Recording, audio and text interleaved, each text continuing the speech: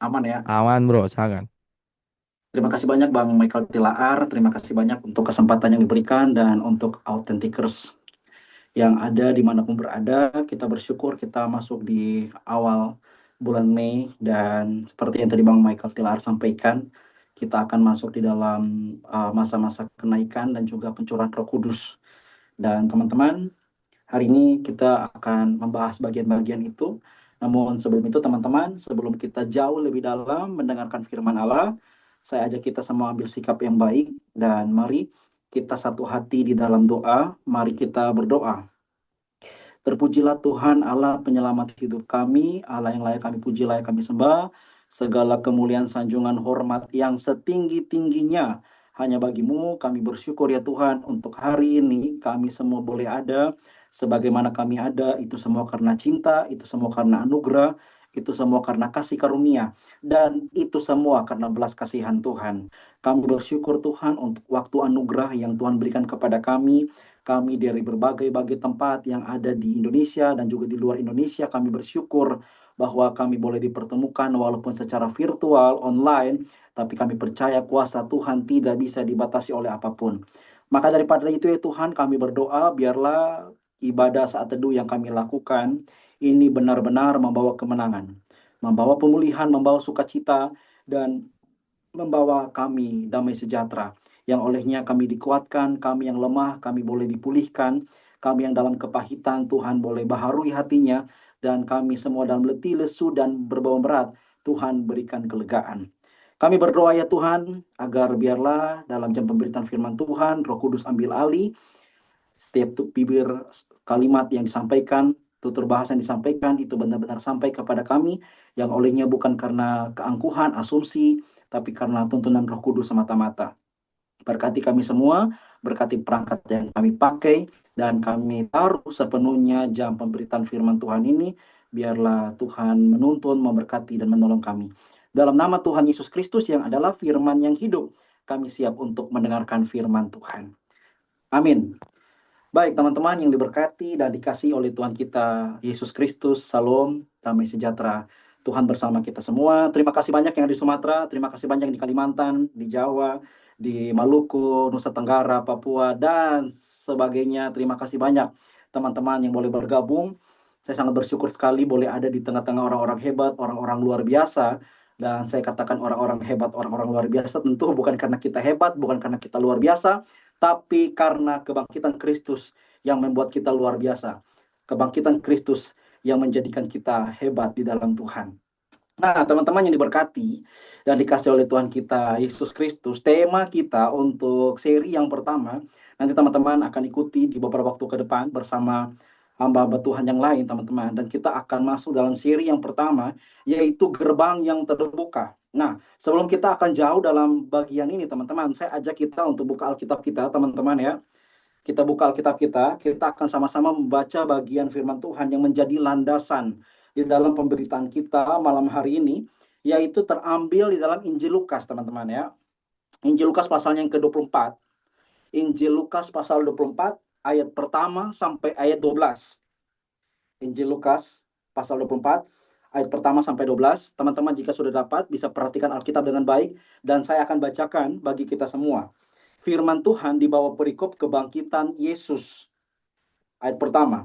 Tetapi pagi-pagi benar pada hari pertama pertama minggu itu mereka pergi ke kubur membawa rempah-rempah yang telah disediakan mereka. Mereka mendapati batu sudah terguling dari kubur itu, dan setelah masuk mereka tidak menemukan mayat Tuhan Yesus. Sementara mereka berdiri termangu-mangu karena hal itu, tiba-tiba ada dua orang berdiri dekat mereka memakai pakaian berkilau-kilauan. Mereka sangat ketakutan dan menundukkan kepala. Tetapi kedua orang itu berkata kepada mereka, "Mengapa kamu mencari dia yang hidup di antara orang mati? Ia tidak ada di sini. Ia telah bangkit.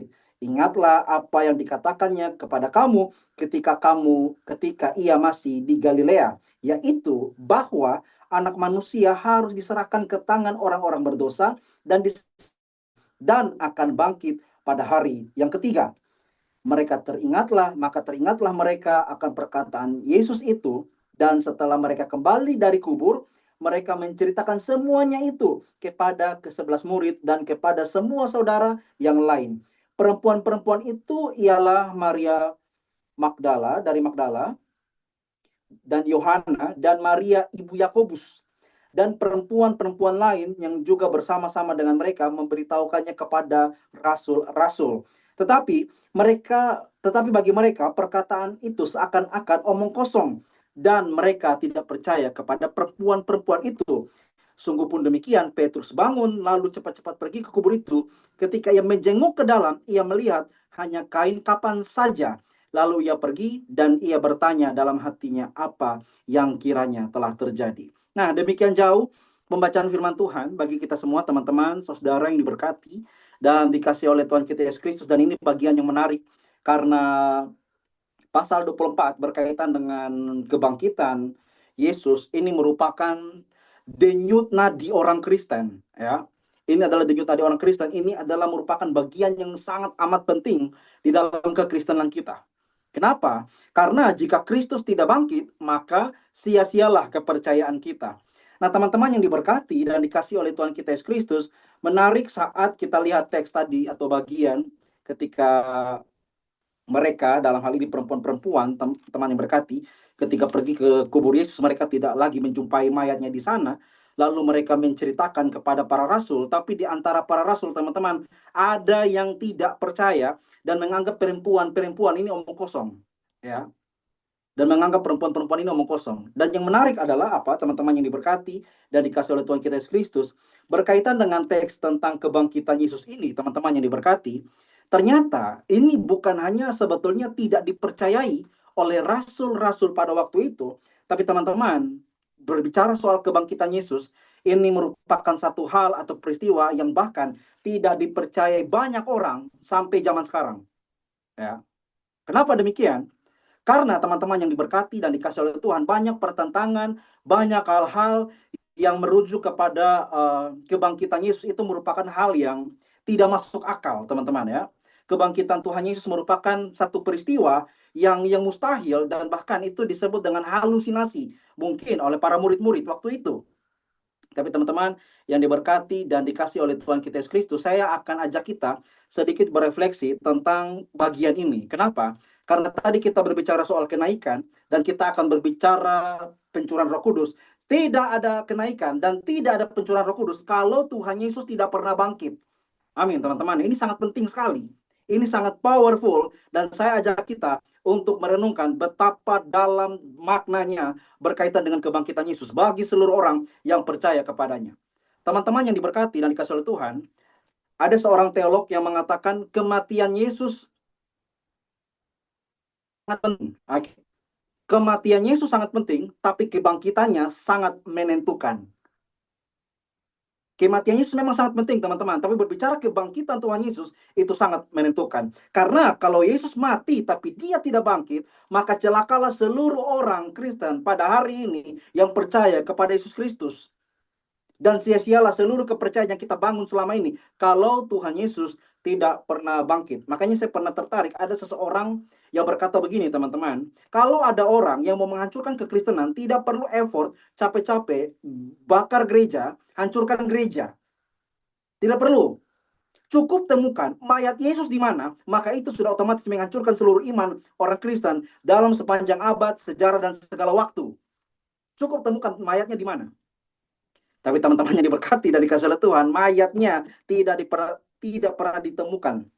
Kenapa demikian? Karena dia bangkit, benar-benar bangkit, teman-teman, dari kematian, mengalahkan maut. Dan akhirnya dari situ, teman-teman, kita semua yang harusnya ya mati di dalam dosa, ketika Kristus bangkit, kita boleh bangkit di dalamnya. Makanya ada bagian firman Tuhan, teman-teman, di dalam Roma, ya. Saya lihat bagian ini, teman-teman, Roma pasal 6 kalau tidak salah. Ayatnya yang kelima. 4, ya. Roma 6 ayat 4, teman-teman. Dia bilang begini, dengan demikian kita telah dikuburkan bersama-sama dengan dia oleh baptisan dalam kematian. Supaya apa? Supaya sama seperti Kristus yang telah dibangkitkan dari antara orang mati oleh kemuliaan Bapa. demikian juga kita akan hidup dalam hidup yang baru. Sebab ayat 5, jika kita telah menjadi satu dengan apa yang sama dengan kematiannya, kita juga akan menjadi satu dengan apa yang sama dengan kebangkitannya. Jadi teman-teman yang diberkati dan dikasihi oleh Tuhan kita Yesus Kristus, tema kita berbicara soal gerbang yang terbuka. Gerbang yang terbuka dalam hal apa, teman-teman? Gerbang yang terbuka yang ingin saya bagikan kepada kita adalah kubur kosong yang membuktikan dia hidup. Dan itu teman-teman yang diberkati, kita semua orang-orang yang sebetulnya tidak worth it, tidak layak, tidak pantas, boleh datang dan menyerukan ya Aba, ya Bapa. Amin teman-teman. Itu karena kuasa daripada Tuhan Yesus. Makanya teman-teman perhatikan dalam Roma lagi teman-teman ya. 8 ayat pertama dia bilang apa? Demikianlah sekarang tidak ada penghukuman bagi mereka yang ada di dalam Kristus Yesus. Dan teman-teman yang diberkati dan dikasih oleh Tuhan kita Yesus Kristus, satu hal yang unik dan yang menarik di dalam teologi Kristen kita, teman-teman yang diberkati, adalah bahwa setiap orang di dalam dunia ini mencari jalannya untuk mereka selamat. Mereka mencari Allah, mereka mencari Tuhan dan berupaya kalau dengan kebaikan mereka, dengan perbuatan saleh mereka, mereka bisa mampu dalam tanda kutip membeli surga. Dalam tanda kutip, mereka sampai kepada keselamatan. Di dalam dunia ini, di luar kekristenan, teman-teman, dengar baik, banyak orang yang berbondong-bondong sedemikian rupa hidup dengan sebaik mungkin, dan mereka berharap dengan kebaikan yang mereka lakukan, mereka bisa memperoleh keselamatan. Apakah bisa orang selamat hanya dia hidup saleh di dalam kehidupannya? Teman-teman perhatikan, Yesaya 64 ayat 6, dia bilang apa? Kesalehan kami seperti kain kotor. Ini menarik teman-teman ya. Kesalehan kami seperti kain kotor. Kain kotor di sana, minta maaf, merujuk kepada kain pembalut wanita zaman itu. Oke.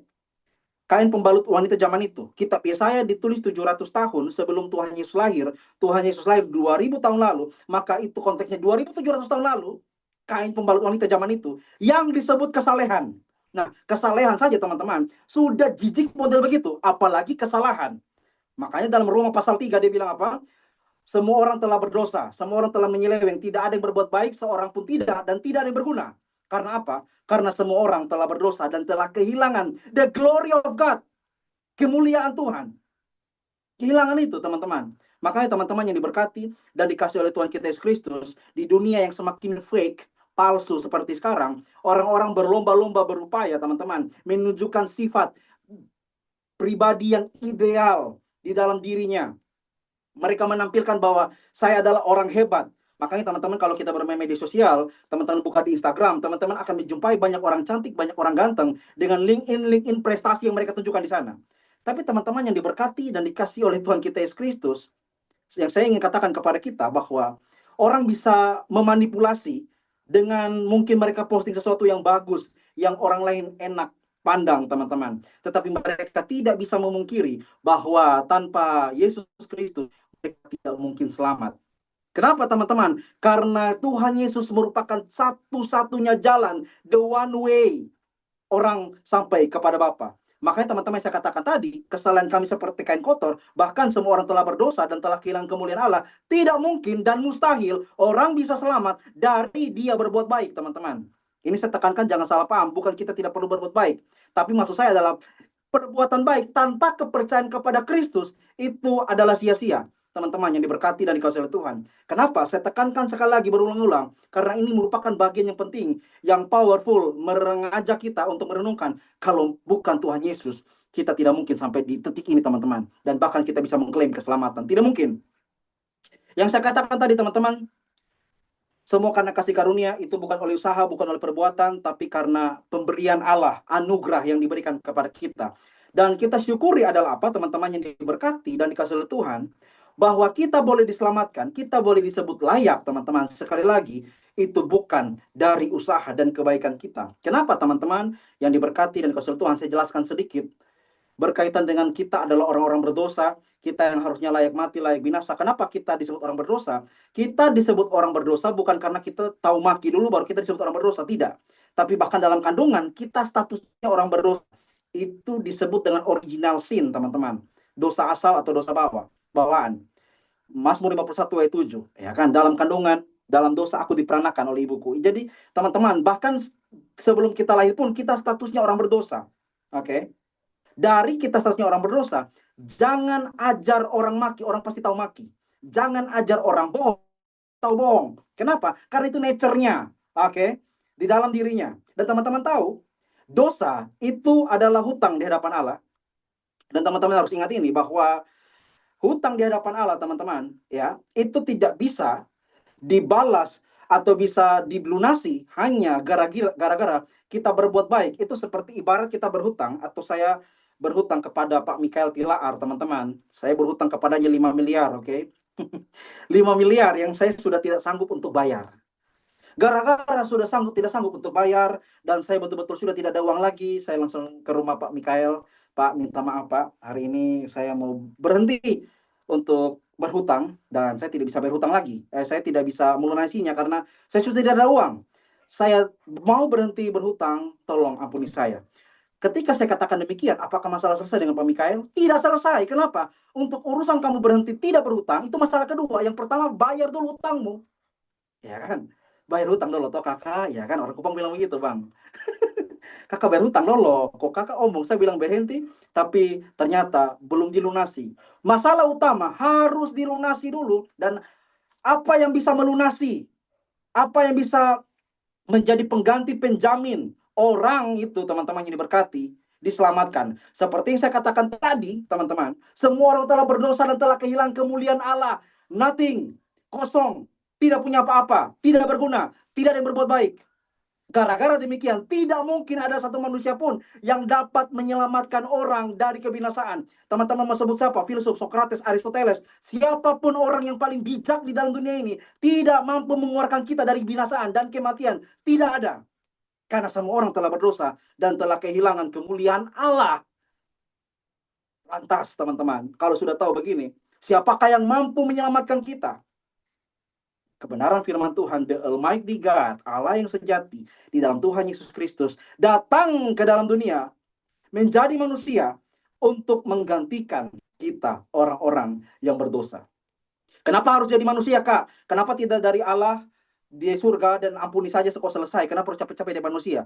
Kalau Allah tidak lakukan demikian, maka Allah menjadi Allah yang tidak adil. Oke, menjadi Allah yang tidak adil. Karena keadilan Allah mengharuskan manusia itu dibinasakan karena dosa. Tapi di sisi lain, keadilan Allah, Allah juga mempunyai sifat, yaitu kasih. Dan kasih itu tidak mungkin membuat umatnya, anak-anaknya dibinasakan. Maka ada lagu NKB, saya lupa nomor berapa, kalau teman-teman tahu, NKB itu nyanyian Kidung Baru, biasa dinyanyikan oleh gereja Protestan.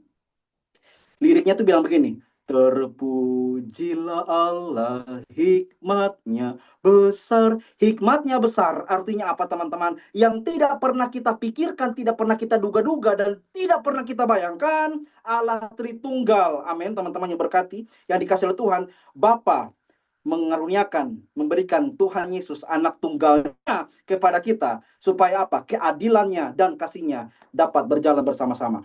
Saat Kristus menggantikan kita, teman-teman, kita yang harusnya mendapatkan kebinasaan, kita yang harus mendapatkan penghukuman, Tuhan Yesus telah tanggung.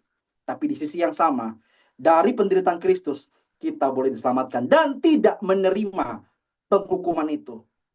Allah yang adil dan Allah yang kasih menjadi satu di dalam pribadi yang kita sembah, yaitu Tuhan Yesus Kristus. Inilah gerbang yang terbuka, teman-teman. Makanya hari ini teman-teman yang insecure, teman-teman yang merasa bahwa aduh, saya nggak layak. No. 2 Korintus 5 ayat 17, siapa yang ada dalam Kristus, ia adalah ciptaan baru. Yang lama sudah berlalu, sesungguhnya yang baru sudah datang. Amin, teman-teman. Makanya kebangkitan Kristus, dan nanti kita akan masuk dalam seri-seri berikutnya yang disampaikan oleh hamba-hamba Tuhan yang lain, termasuk Pak Mikael Tilaar, kita akan lebih dalam ke sana. Tetapi kita harus lihat, sebelum kita maju ke kenaikan, sebelum kita masuk ke dalam pencurahan, kalau tidak ada kebangkitan, tidak pernah terjadi namanya kenaikan. Tidak mungkin ada namanya pencurahan Roh Kudus kalau tidak ada kebangkitan.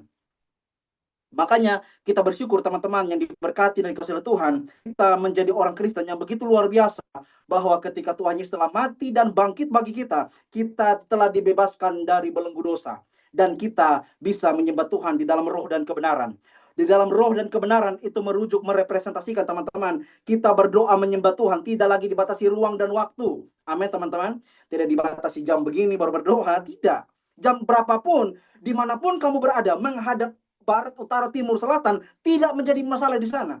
Karena Tuhan hadir, bukan hanya hadir jauh di langit sana, tapi Tuhan hadir di dalam hidup kita. Saya kutip pernyataan atau perkataan yang sangat luar biasa dari Profesor Joas Adi Prasetya, teman-teman.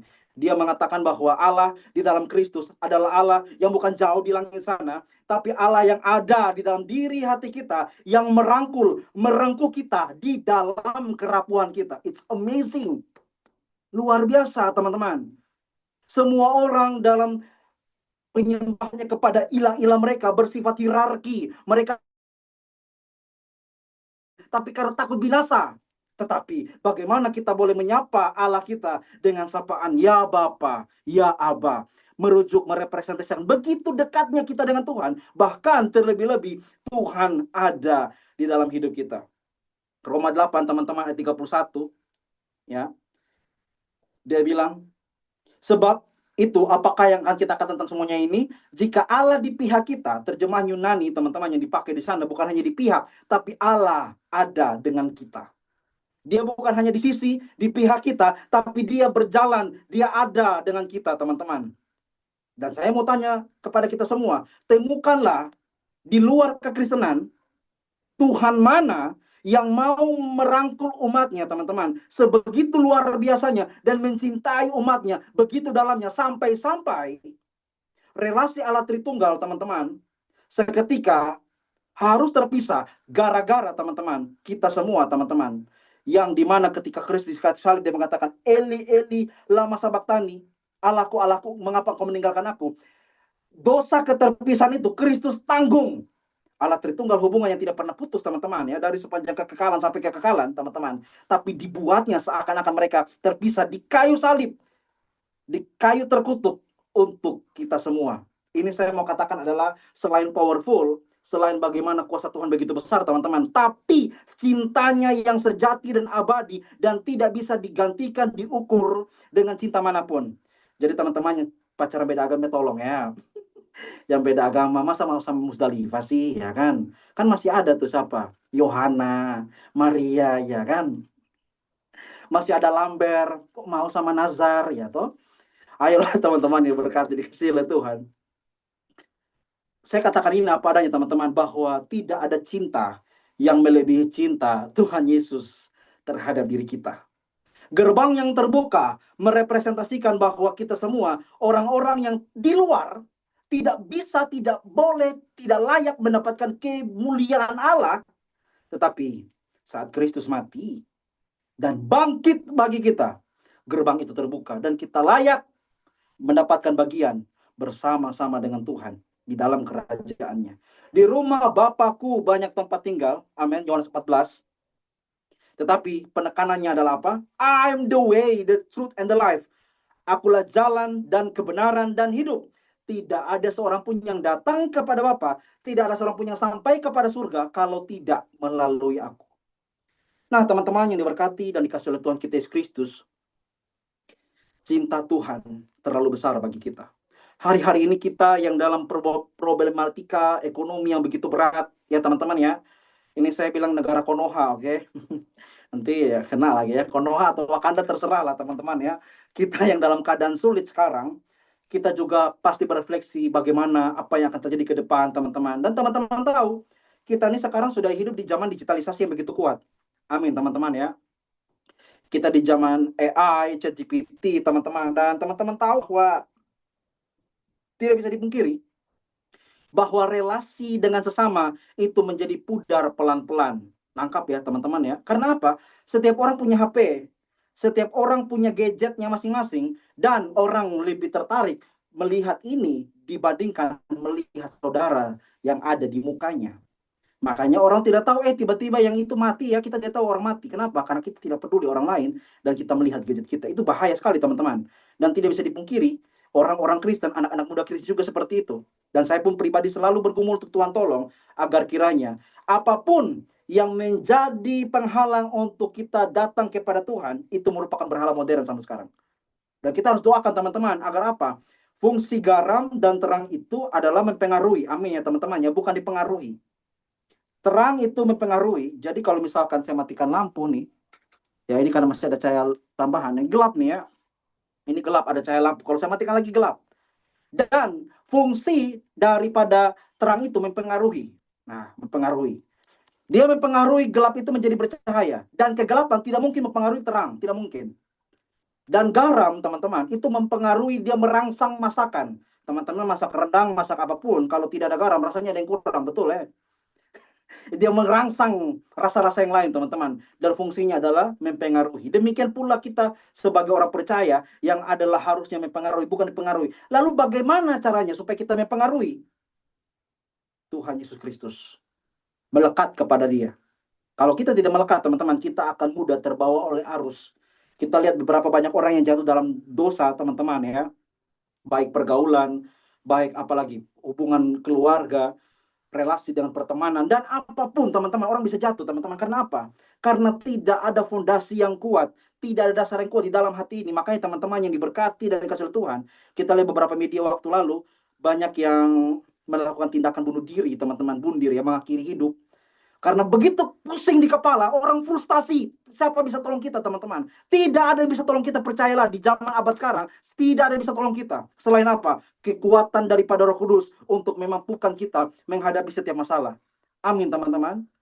Roma, Yeremia pasal 17, teman-teman ya. Yeremia pasal 17, mulai ayat ke-5 dan ke-6. Dia bilang apa? Terkutuklah orang yang mengandalkan manusia, yang menaruh harapannya, atau dalam artian, terkutuklah orang yang mengandalkan manusia, yang mengandalkan kekuatannya sendiri. Terkutuklah mereka. Yeremia 17 ayat 5. Karena apa, teman-teman? Kita tidak bisa melakukan sesuatu yang kita mampu lakukan dari diri kita, kecuali kemampuan, kekuatan daripada Roh Kudus.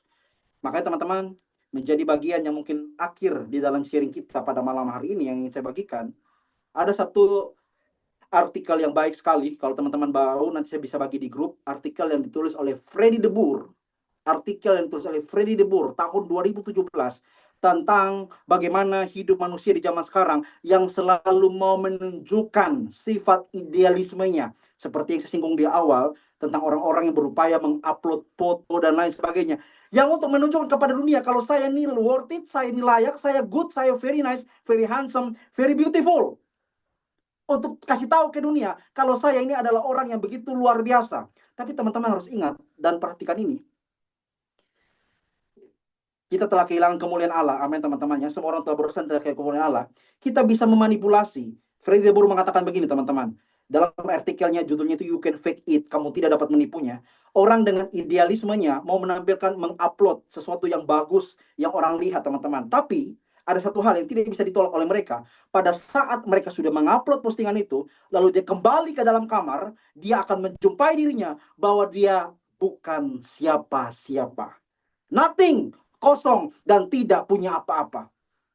Sekali lagi, kita bisa tipu dunia ini dan bilang kita ini punya sesuatu. Tapi di dalam kenyataannya, realitanya, faktanya, kita nothing, kita bukan apa-apa, dan kita bukan siapa-siapa. Makanya validasi yang paling kuat di dalam dunia ini bukan pengakuan dari presiden, bukan pengakuan dari menteri, tapi pengakuan dari Allah Tritunggal, dari Tuhan Yesus, dari Bapa. Inilah anakku yang kukasihi, kepadanya lah aku berkenan. Amazing. Validasi paling kuat di dalam dunia ini yang tidak bisa diganggu oleh siapapun. Teman-teman mau cari validasi dalam dunia ini, teman-teman, orang-orang akan lupakan, teman-teman, percayalah. Ya kan? Orang akan lupa, siapa sih itu? Mukanya yang mana ya? Dalam 1-2 hari, teman-teman bisa menunjukkan prestasi, tapi 2 hari kemudian, 1 hari, bahkan 1 jam setelah itu postingan muncul, orang lupa. Karena sebetulnya kita tidak sepenting itu. Kita tidak sepenting itu.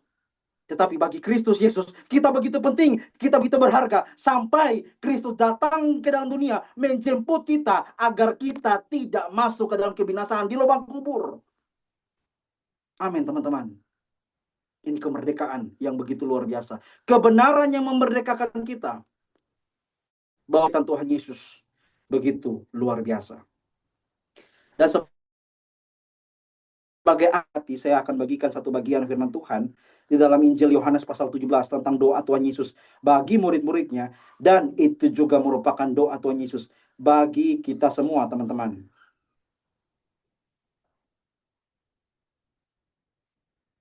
Di dalam Yohanes pasal 17, teman-teman. Di dalam ayatnya yang ke 10 ya, atau 9. Saya bacakan bagi kita, teman-teman. Yohanes pasal 17 ayat 9, firman Tuhan demikian. Aku berdoa untuk mereka, bukan untuk dunia aku berdoa, tetapi untuk mereka yang telah Engkau berikan kepadaku. Siapa? Kita semua, amin, teman-teman, yang percaya kepadanya, haleluya. Sebab mereka adalah milikmu, dan segala milikmu adalah milikku adalah milikmu, dan milikmu adalah milikku, dan aku telah dipermuliakan di dalam mereka. Perhatikan, ini doa yang powerful, teman-teman. Kalau perhatikan doa Tuhan Yesus itu begitu luar biasa sekali, teman-teman. Bahkan perikoresis, teman-teman, ya, nanti di ayat 21, 22, aku di dalam Bapa, Bapa di dalam aku, dan kita dalam mereka, mereka dalam kita. Wih, itu luar biasa tuh, teman-teman. Dalam persekutuan Allah Tritunggal, kita yang tidak layak nih masuk ke dalam persekutuan mereka. It's amazing. Kita perhatikan, teman-teman, ya. Dan aku tidak lagi dalam dunia, tetapi mereka masih ada dalam dunia, dan aku akan datang kepadamu, ya Bapa yang kudus. Peliharalah mereka dalam namamu, yaitu namamu yang telah Engkau berikan kepadaku, supaya mereka menjadi satu sama seperti kita. Perhatikan. Mereka menjadi satu sama seperti, supaya mereka menjadi satu sama seperti kita. Ayat yang ke-11.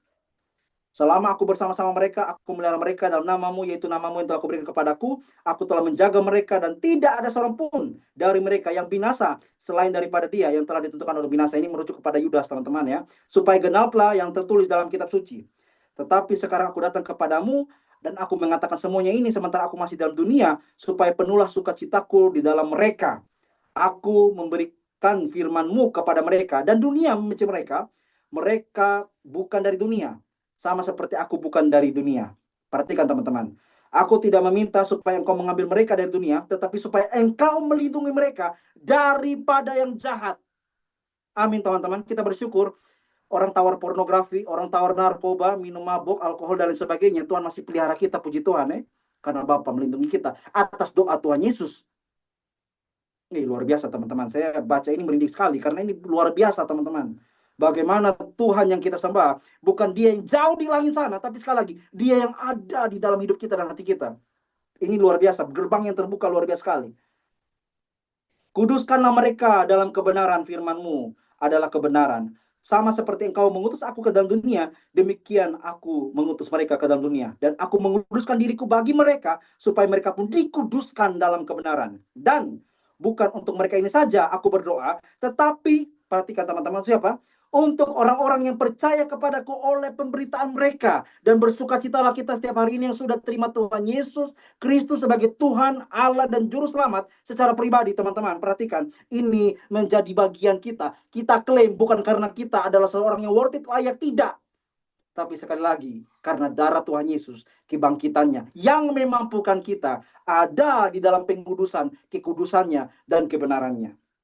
Dan bukan hanya mereka saja aku berdoa, tetapi untuk orang-orang yang percaya kepadaku oleh pemberitaan mereka. Supaya apa? Perhatikan. Supaya mereka semua menjadi satu sama seperti engkau, ya Bapa, di dalam aku, dan aku di dalam engkau, agar mereka juga di dalam kita. Perhatikan. Supaya mereka semua menjadi satu, sama seperti engkau, ya Bapa, di dalam aku, dan aku di dalam engkau, agar mereka juga di dalam kita. Supaya dunia percaya bahwa engkaulah yang telah mengutus aku, dan aku telah memberikan kepada mereka kemuliaan yang engkau berikan kepadaku, supaya mereka menjadi satu, sama seperti kita adalah satu. Hubungan relasi Allah Tritunggal, Bapa, Anak, dan Roh Kudus, ketika Bapa melihat Yesus, itu tidak ada cacat, tidak ada celah. Itu very nice, very handsome, very beautiful, sangat-sangat perfect, luar biasa. Demikian pula Yesus memandang Roh Kudus memandang Bapa, itu juga demikian. Tidak ada cacat, tidak ada celah. Very nice, very beautiful, very handsome, sangat perfect. Tetapi, teman-teman, kita juga mendapatkan kebahagiaan itu ketika Yesus berdoa, aku di dalam Bapa, Bapa di dalam aku, dan juga supaya mereka bersatu di dalam kita. Teman-teman yang diberkati, dan dikasih oleh Tuhan kita Yesus Kristus. Saya berdoa biarlah Roh Kudus menolong kita agar benar-benar mensyukuri karya Allah Tritunggal yang begitu dahsyat, akbar, agung, dan mulia dalam sepanjang sejarah umat manusia. Dan tentunya kita yang bersuka cita bahwa kita juga adalah orang-orang yang tentunya diselamatkan oleh Tuhan, oleh kematian kebangkitannya. Nah teman-teman, biarlah dalam gerbang awal yang kita masuki ini teman-teman, gerbang yang terbuka, membuat kita semakin paham bahwa di dalam Tuhan kita berharga, di dalam Tuhan kita berarti, dan di dalam Tuhan Yesus kita benar-benar dikasihinya. Ya teman-teman, saya berharap teman-teman yang bergabung, teman-teman bisa ajak lagi, dan kita akan jumpa dalam minggu-minggu berikutnya, dalam seri-seri berikut yang lebih luar biasa. Dan saya berdoa teman-teman, biarlah teman-teman semakin diperlengkapi, semakin dikuatkan, teman-teman tampil menjadi beda, dan kita semua diberkati, boleh dan dapat menjadi berkat bagi dunia ini yang semakin jahat. Firman Tuhan menolong, memberkati, dan menguatkan kita semua ya teman-teman, tetap semangat. Yang pelayanan, mari kita lakukan pelayanan kita dengan sungguh-sungguh sebagai bukti cinta kita kepada Tuhan. Karena Tuhan terlebih dahulu mencintai kita. Amin teman-teman ya. Kita tidak hitung-hitungan, tidak peduli siapa yang datang dan tidak datang, tidak peduli. Karena yang kita pedulikan adalah hadiratnya di dalam ibadah ini. Yang kita syukuri bahwa Tuhan hadir di tengah-tengah kita. Dan kita percaya Tuhan juga akan memampukan kita menjadi berkat, menjaring jiwa-jiwa di luar sana demi hormat dan kemuliaan bagi nama Tuhan. Dan tentunya kita yang tergabung dalam Authentikers menjadi autentik, beda untuk kemuliaan bagi nama Tuhan. Kita berikan kemuliaan bagi nama Tuhan. Terima kasih banyak teman-teman. Tuhan memberkati, dan saya amini firman Tuhan ya. Dan nanti untuk doa firman dan selanjutnya saya serahkan kepada Bang Mikael Tilaar dan teman-teman yang lain. Terima kasih banyak, Tuhan memberkati. Shalom. Oke, kita sama-sama akhiri sesi ini dalam doa sebelum saya serahkan kepada worship leader. Kita